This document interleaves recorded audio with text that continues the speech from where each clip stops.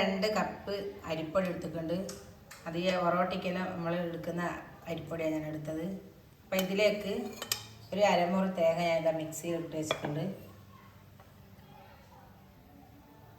2, 3, 4, 5 ചെറിയ ഉള്ളി, ശേഷം ചെറിയ ജീരകം ഇട്ടൊന്ന് മിക്സ് ചെയ്ത് നമുക്കൊന്ന് ചതക്കി എടുക്കാം. അധികം നിറണം അരിഞ്ഞ് ഇട്ടെടുക്കണ്ടില്ല. അപ്പോൾ ഒന്ന് ഞാൻ ചതക്കണം.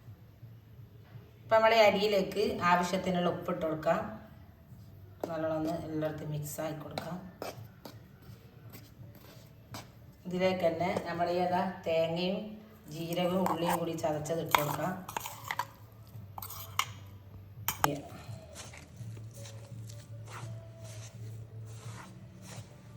കുഴച്ചെടുക്കാം. ഇതാണ് ഞാനിതാ കുഴച്ചെടുത്തിട്ടുണ്ട്. ഇത് ഓരോ ചെറിയൊരു ബോൾസ് ആക്കിയിട്ട് ഇങ്ങനെ ഇട്ടാക്കിയിട്ട് എടുക്കാം. ഇട്ടൊന്ന് കൈൻ്റെ അടിയിൽ വെച്ചൊന്ന് പരത്തി കൊടുക്കാം.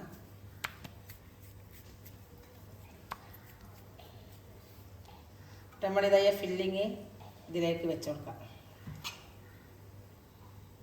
ഈ ചിക്കൻ്റെ ഉള്ളിൻ്റെ എല്ലാം മസാല ഇതിലേക്ക് വെച്ചിട്ട് ഒന്നിങ്ങനെ പ്രസ് ചെയ്യാം.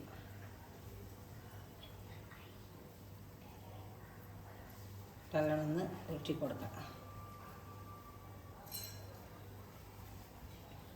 അപ്പം നമ്മളെ ചിക്കൻ കൽമാസ് ഇത് ഞാനിതാ ആവിയിൽ വേവിച്ചെടുക്കണം. അപ്പോൾ ഇതാ ഇതുപോലെ തന്നെ എല്ലാം ഉണ്ടാക്കിയിൽ വെച്ചിട്ട് ആവിയിൽ വേവിച്ചെടുക്കാം.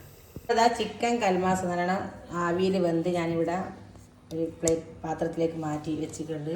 അപ്പോൾ ഇതൊന്ന് പൊരിച്ചെടുക്കണം. അതിനായിട്ട് ഒരു ബൗളിൽ ഒരു 1/2 സ്പൂണ് മഞ്ഞൾപ്പൊടി ഇട്ട് കൊടുക്കാം. ഇട്ട് കൊടുക്കാം. 1 സ്പൂണ്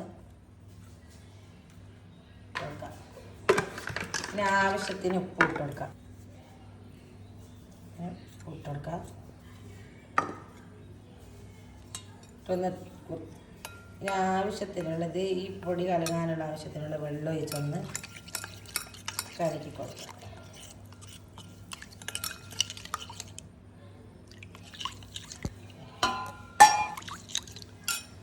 ഞാൻ ഇതൊരു പാൻ അടുപ്പത്ത് വെച്ചിട്ടുണ്ട്. ഒരു ഫ്രൈ പാൻ അടുപ്പത്ത് വെച്ചിട്ടുണ്ട്.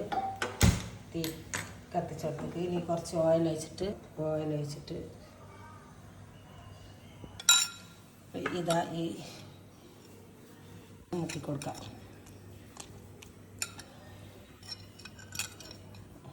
ഇതാക്കി വെച്ച് പൊരിച്ചെടുക്കാം.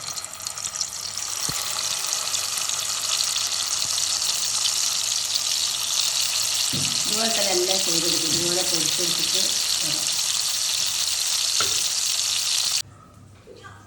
അപ്പോൾ ഇത് നമ്മളത് ചിക്കൻ കൽമാസ് എല്ലാം ഞാൻ പൊരിച്ച് ഇവിടെ പ്ലേറ്റിലേക്ക് മാറ്റി വെച്ചിട്ടുണ്ട്. അപ്പോൾ ഒന്ന് ഇതേപോലെ നിങ്ങളൊന്ന് ട്രൈ ചെയ്ത് നോക്കാം. അപ്പോൾ നല്ലൊരു ടേസ്റ്റ് ആയിട്ടുള്ളൊരു കൽമാസായത്. അപ്പോൾ എല്ലാവരും ലൈക്ക് ചെയ്യുക, ഷെയർ ചെയ്യുക, സബ്സ്ക്രൈബ് ചെയ്യുക. വീഡിയോ മുഴുവനായിട്ട് കാണാം. അപ്പോൾ അടുത്തൊരു വീഡിയോ ആയിട്ട് വരുന്നവരെ ഇൻഷാ അല്ലാഹ് അസ്സലാമു അലൈക്കും.